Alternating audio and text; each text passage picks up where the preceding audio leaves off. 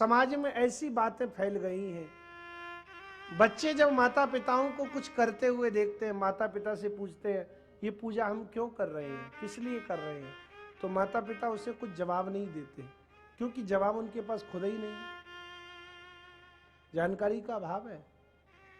बस डांट करके कहते हैं कहा ना तुझसे बस पूजा कर, चुपचाप बैठा रहे, ज्यादा बोलता है, ज्यादा पूछता है। बालक की जिज्ञासा वहीं दबी रह जाती है। ऐसा नहीं होना चाहिए। हमारे सनातन धर्म का कोई भी कार्य अनलॉजिकल नहीं है भैया।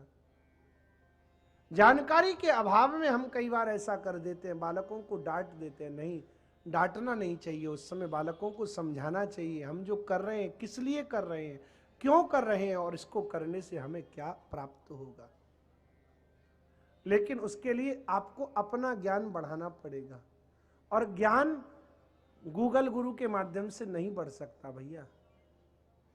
ये गूगल गुरु तो पागल कर देगा लोगों को, लेकिन गूगल गुरु का जमाना आ गया।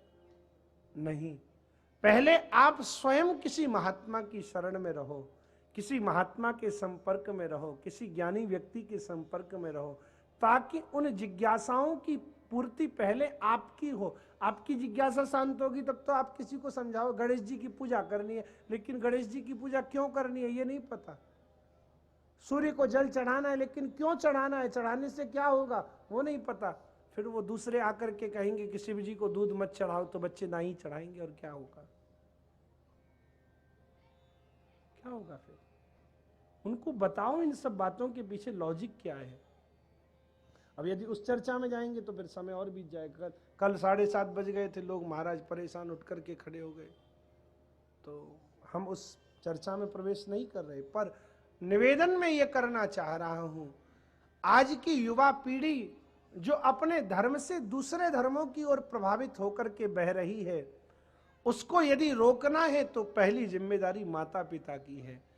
जब बालक के मन में कोई जिज्ञासा उठे तो माता पिता उसे शांत करें, उसे समझाएं ये सब क्यों हो रहा है। और आप नहीं कर सकते तो कम से कम बच्चों को पकड़ करके यहां कथा में सत्संग में लेकर के आओ। लेकिन हम तो दिमाग में ये भूत घुसा करके बैठे हैं ना, तो कथा तो बुढ़ों के लिए, जवानों के लिए थोड़ी है। पहले हमारा भ्रम तो दूर हो, तब तो हम बच्चों को कुछ कहेंगे।